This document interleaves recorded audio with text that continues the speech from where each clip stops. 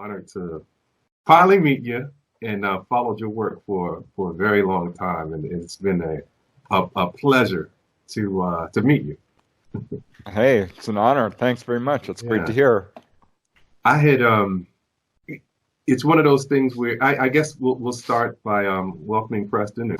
I feel like I know you because it's been quite some time since I've been following you, and your work is kind of overwhelming because in my personal years of the phenomenon and doing research, it's one of those things where it's like I knew there were other cases and the evidence is overwhelming to an extent, but you have no idea until like a person as yourself, when you really look at the body of work that you've uncovered, it's unbelievable. It's unbelievable.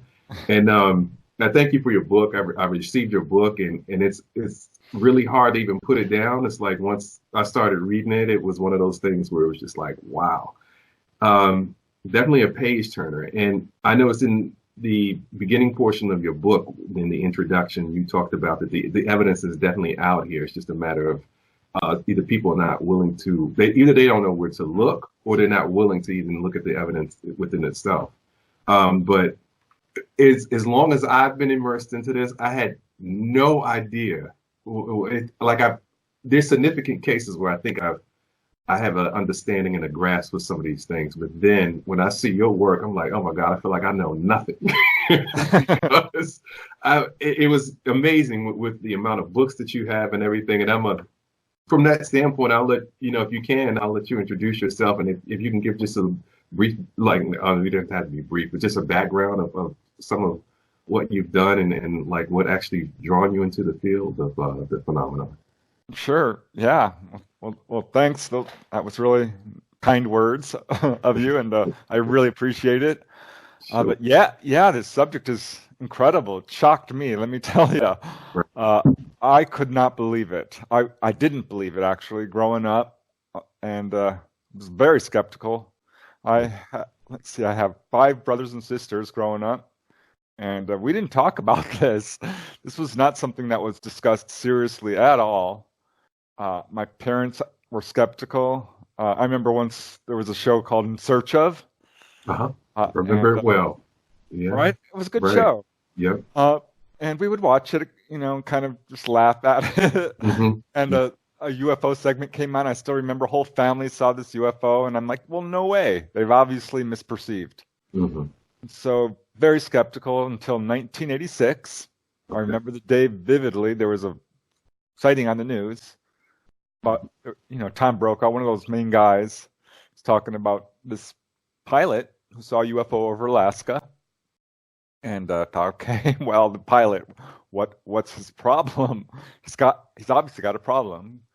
He must be hallucinating, maybe seeing a reflection off the ice cap. Maybe he's just flat out lying. Mm-hmm. Perhaps he's on drugs or hallucinating. I don't know. Right. But there's something wrong here. And all the newscasters they laughed. They're like, ha. And they kind of moved on.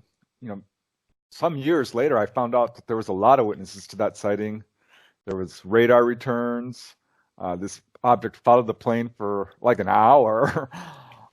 They tried to avoid the UFO by changing their course, and the UFO still followed them. So it's an amazing case. And they said none of that on the news. Gotcha. And that bothers me to this day, because it's one of the reasons this subject isn't being taken seriously, is because, the information's not getting out there. And I thought, okay, my brother Mark said he saw a UFO, 5 or 10 years earlier than that. And I remember he comes running in and says, I saw a UFO. and we're all just, get out of here. Like whatever, right? Yeah, whatever. And now I'm like, hey, Mark, tell me what you saw. And he describes this incredible story.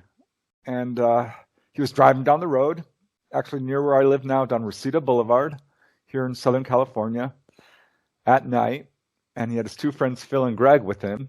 And they all see this flying saucer with little lights on it, a dome. And it's hovering and moving slowly. And they chase it in their car. It starts moving faster. They're passing other cars who are also chasing it. And this thing leads them on a little, cat and mouse chase for several miles until it just darts all the way away. I'm like, all right, I want to talk to Greg. I want to talk to Will. And they said the same thing. And so this was upsetting to me. I'm like, you'd think it'd be good news, kind of. We're like, wow, this is interesting. But I kind of was upset because not only I found out that my sister-in-law had a sighting, and she had friends with her too. I had a friend who had a sighting involving missing time. He had a witness. Another lady I knew, Sylvia, a pilot, a scuba diver, she saw this egg-shaped object move over her home. She had another person with her too. And so I'm calling all these people, and they're not lying. I know that. They're not misperceiving. That becomes pretty clear at some point, and they're not on drugs. So I'm running out of explanations. I go to the bookstore. I'm like, I'm gonna, swamp gas. That's what it is. Because we all know that term, right? Mr. Hynek, yes, sir. And the books are like, I'm like, wow, there's a dozen books here. At that time, wasn't like today, wasn't a whole lot of information. Right. But it was obvious that this subject had been studied for decades. And I'm like, okay. And there's no books here that say they're not real. There's finally found one, and it was ridiculous. It was just a complete shoddy research, just really badly done. Gotcha. And I couldn't believe a word of it. And whereas the books that were saying it was real were clearly true. And I joined the UFO organizations. I started, attending meetings. I subscribed to the magazines. And I'd hear about a sighting. I'd rush over and I started interviewing the witnesses. I heard J. Allen Hynek say 1 in 40. Well, I didn't hear him. I read this. I heard him that he had said 1 in 40 people have had an onboard experience. I thought, you're out of your mind. There's no way. That's too many. I know 40 people. That would mean I know someone who's been abducted. And so I asked everybody. And sure enough, I had a friend who had, like I mentioned earlier, missing time. Well, there you go. My sister-in-law had a face-to-face encounter with gray ETs. There's another. I brought it up at work. This lady I'd worked with for years, Diane. It's like, oh yeah, UFOs. Me and my whole family, we watched this thing darting around. Wow. And later, her daughter would have an abduction experience. Wow. And that would be my first real big case. But Dorothy walks in. Love Dorothy. She's this really down-to-earth lady. Worked with her for years and years. She's like, the UFOs? Oh, yeah, one followed me home from the library. Really? I'm like, what are you talking about? She's like, yeah, Preston, she's a kid, right? She's 12 years old. They're at Pio Pico Library in Koreatown. And she's with her friend, and the library closes at 9 o'clock, so they get out and they're smoking a cigarette real quick before the mom picks them up. Okay. And the mom comes at 5 minutes after 9, and right before that, this star-like object swoops down. It's a saucer. It's right across the street and 100 feet up, maybe 50. It's got little colored lights all around it and silver. And they're like, oh my God. And mom pulls up and they're like, mom, look. And she's like, oh my God.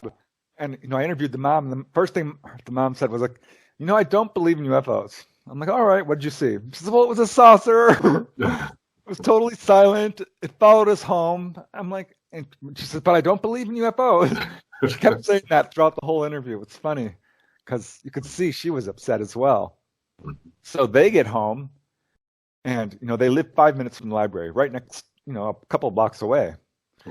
The UFO is still hovering over their house now. They run inside. They're at the second story and they're looking out the window. This object is still there in the sky and it zigzags a couple of times, like putting on a show. And darts away. I'm like, oh my God. And Dorothy's friend turns and looks at the clock and it's 10:15. And she's supposed to be home at 9:30. So they've got, almost an hour. Right. And this is before Bud Hopkins' book, Missing Time, really became a bestseller. I believe it was published at the time. But she didn't know about it. She had not read anything like this. She's like, it's really weird. I don't know where the time went. And I'm just going pale because I had read, Missing Time. And I'm like, oh my God, there is an alien invasion and no one's talking about it. And that's how I mean, I just couldn't let it go. I still can't, and it's still upsetting. Talk about 6 degrees of separation. I mean, that's amazing. I mean, it's kind of astonishing because I don't think it's interesting when you talk to people, either they've had experiences of some kind and they don't want to talk about it, or either it's to a degree of like what you mentioned. And that's fascinating because there are times when you don't even have some people may not even have anything happen to an extent, but that's amazing. I mean, for that the amount and the interconnection, like if you kind of connect the dots, it's almost like a pattern of some sort where it's kind of like, wow, it's like something manifesting that kind of unbeknownst to us that we don't know about to a degree. Yeah, freaked me out. My sister was like, she's always believed in UFO. She tells me, I'm like, well, because I didn't, and I was so upset. And I'm like, well, how come you believe? She's like, well, there was a book we had when we were kids, and there was a picture of a UFO in it. Don't you remember? I'm like, well, no, I don't remember that. So you said this when the first encounters and experiences. You said 86. That's when I first got into it. There was okay. When you first started doing the research, I see. Okay, so if you can, I mean, if we can start off with, I guess, the book that you have here, the Schoolyard UFO Encounters. Can you brief everyone on a little bit about this book? It's this amazing book because it's 100 accounts, and it's. I mean, you think of one or two would be significant within itself. And as I was reading, I think one of the questions I was going to ask you is like, and you already had it like outlined in the book. I mean, I love the formatting, the way it's presented. It's pretty straightforward. And one of the questions I was going to ask you is like, I guess what were the significant accounts that stand out? Like all of them really do, in my opinion. But right in the beginning, in like kind of the introduction, you have like 4 particular accounts that are outstanding. And 2 I'm very well familiar with, and if you kind of go on YouTube, you'll see some presentations that were done in the past. But then you have there again so many accounts that I'm like, wow, I've never heard of. And then the information and everything associated with the cases, it's just riveting, honestly, because it's just like, wow, how is it that we have not heard of this? Right. And so, yeah, can you like kind of enlighten everybody on your book and then give some background to that and like your research process and how you went about going forward on that one? Yeah, it's shocking. I mean, that shocked me writing that book, and a few times brought me to tears because we're dealing with such young, precious children. Right. Oh my God. I mean, so it kind of unfolded over a period of years, really. One of my early cases took place. The first humanoid case I ever investigated was right in front of Stagg Street Elementary School, and involved a family member who's walking along at night. She's a college student at the time. She had actually attended that school. This is in Van Nuys, California. And she sees what she thinks are 2 children in front of the school. And just standing there under the spotlight, the floodlights. Okay. And she walks right up next to them, 10 feet away, and they turn and look at her, and they're not kids. She knew they weren't kids as she approached them because they were bald. They were standing like this close to each other, face to face, almost as if kissing, but they weren't. And they were dressed in olive green jumpsuits. That was weird. She's thinking, is it Halloween? Because they've got white skin. It's like chalk. Like they'd be dead. There's just no color to it. And they turned and looked at her, and they had these huge black eyes and a giant head, and were floating slightly off the ground. And they lock gazes, and she's like, oh my God, they're not human. And it was the scariest experience up to that time, at least, because it was just such a shock. And her dog was with her. Dog didn't react at all. And she just turns, looks away, because she doesn't want to prolong this, and walks away as fast as she can because she doesn't want to scream and panic. She walks as fast as she can home, never looking back. I thought, my God, that sounds like the Greys, all right. And I'm thinking, but in front of a school? What the heck? Right. And kind of just filed it in the back of my mind because, these cases take place everywhere. I thought, all right, it's coincidence, whatever. But I got more cases like that.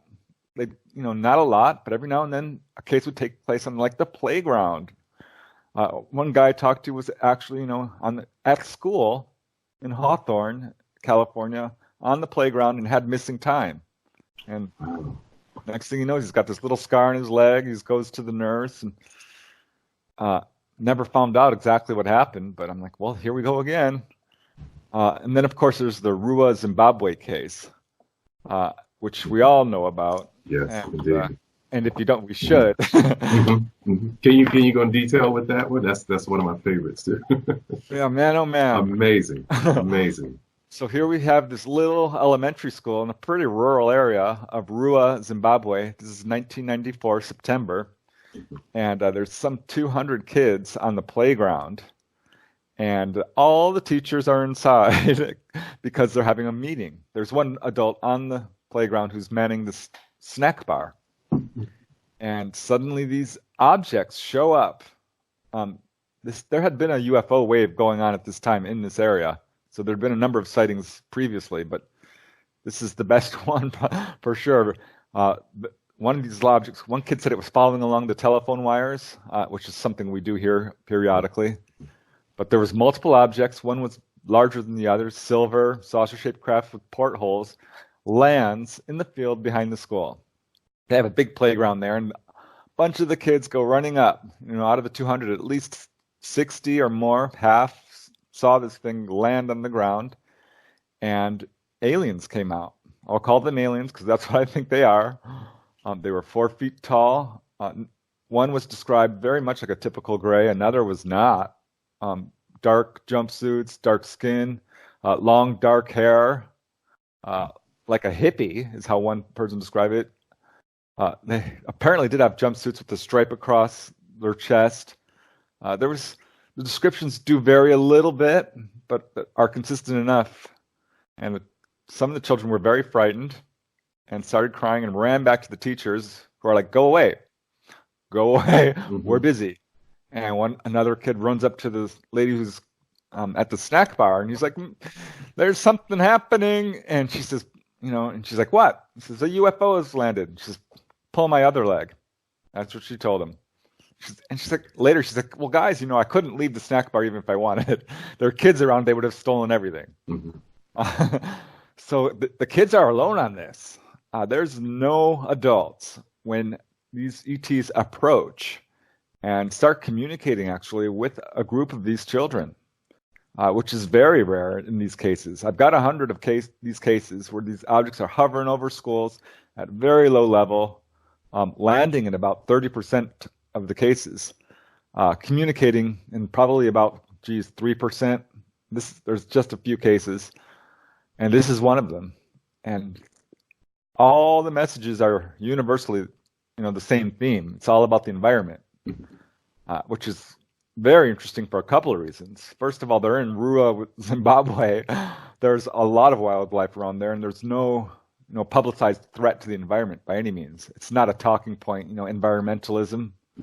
And yet, this is what the ETs are saying. They tell one girl named Emily, you have become way too technological. You're using technology in the wrong way. There's a right way and a wrong way, and you could do a lot better. Showed her all these images. And another girl, same thing. They told her the forests are dying. And if the forests die, the people will die. And another was like about pollution and keeping the air clean. And so this was the message that the kids were getting, which is really the message the ETs give anyway to adults when they're taken on board. So very interesting. Yeah. Right? Sorry. Right. Riveting case. I implore anybody who's not familiar with it, I think you can YouTube and get some excerpts from that. But it was kind of seeing is believing almost. And when you are able to see the testimony, when the children are able to explain what that experience was like, it's almost like, anybody has a sense of kind of understanding presence of people, and if you're trying to discern if they're telling the truth or not, it's fascinating because the children, some seem to be a little scared, frightened. I'm sure a lot were, but it's also one of those things where there's a truth-telling streak behind what they're saying and how they're like relating this to where it's like, in my opinion, it's like, wow, this actually happened. When describing the aliens, I think they said one witness said that it was like with encountering the aliens, it was, I think they kind of approached one or two, and it was as if they were floating or hopping across the field.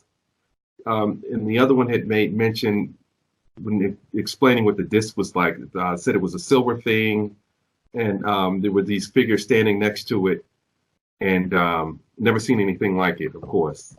And to put emphasis on that, I think the psychologist was Johnny Mack, and he described basically like within his field and what he does, when somebody is traumatized or has a particular condition, you know, that's what he's trained to do. You can kind of tell like there's something that's not mentally stable with the particular person.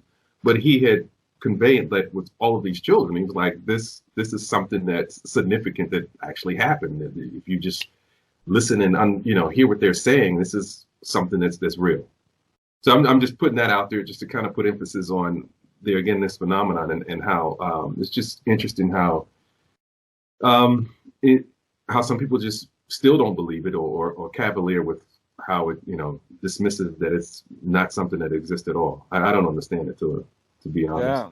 Mm-hmm. Well, I know the teachers were pretty like freaked out because at first, after this incident, which was, relatively brief as far as we can tell, but there was some weird time problems there. Some of the kids like seemed to move in slow motion, they said, or there was a weird sense of timelessness. And this is a theme. Yeah, that pops up a lot in these cases. Suddenly time seems to flow a little bit differently. And we know what that could mean in some of these cases, missing time perhaps. I mean, there's some time is stopping in some of these cases, literally. Which is a thing that turns up in UFO cases, and particularly prevalent here in these schoolyard cases. And that was true in the Ruwa Zimbabwe case. So we don't know how long it lasted. Estimates are 5 minutes, but there could have been missing time and onboard experiences. Some of these kids did have contact following this incident throughout their lives.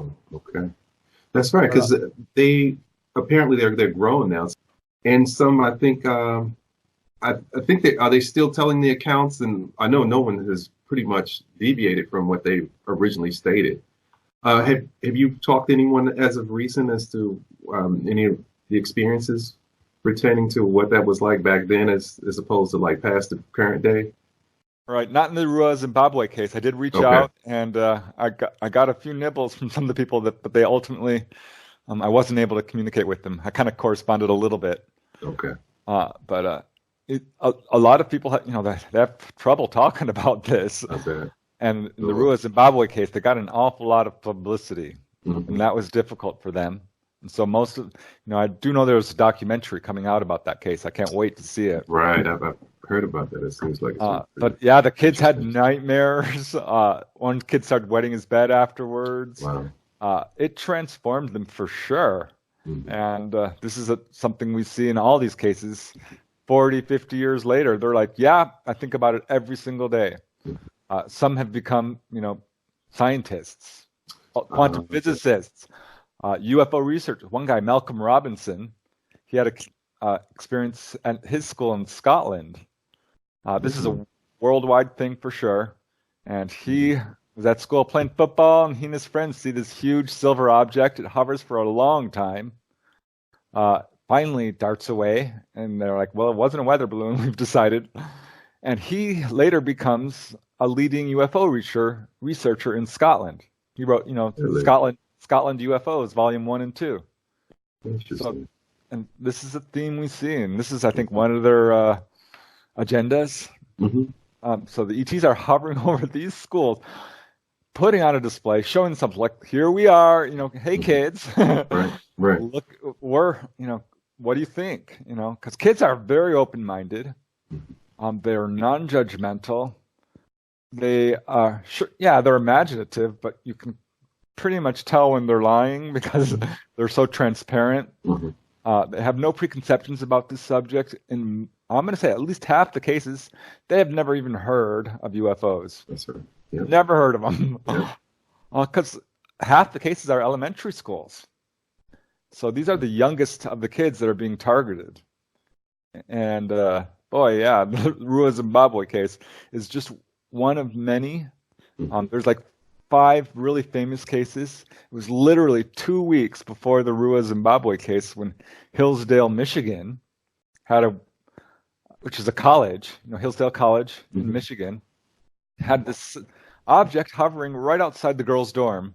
A couple of the girls see it, and soon there's 10 or 20 girls at the window looking at this thing, and they're screaming, and more people show up, and everyone's rushing out in front of the school. They got 87 people, students, and school faculty looking at this disc-shaped object that hovers, darts, comes real close. It goes by the windows of the dorm. It hovers around the airport beacon and comes in for a landing, lands in this swampy area about a mile away, comes back closer. So it's putting on this whole show. There we go again. That's what they're doing. It's a publicity. Display. Right. Yep. And it goes on for two hours, possibly longer. The police see it. One of them whips out his gun. The other officer looks at him and says, "Put it back." It's not going to work anyway, and it might be a bad idea. And the result of that case was explosive because the Air Force came in, J. Allen Hynek, to investigate. They hold a press conference, and J. Allen Hynek says, "Well, there is a swamp there." It could be swamp gas. Or that whole term swamp gas really got, its legs. Oh, okay. I did not know that. And boy, oh boy, that was a mistake on his part, a misstep. And because, he didn't really say, this is what it is. He says, this could be it. This is okay. Because he was kind of towing the party line. He was still a little skeptical. Not really at this point. He knows something's going on. But he's still towing the party line. And so the press seizes on that term swamp gas, and they publish in all these articles. Air Force says it's swamp gas. Well, the public was not having it. And there was an outcry like you wouldn't believe, and a real mistrust of the Air Force and criticism. Turned out that Representative Gerald Ford, who would later become president, he calls for an investigation. It did lead to a congressional investigation in Congress, the first one on this subject, where J. Allen Hynek spoke.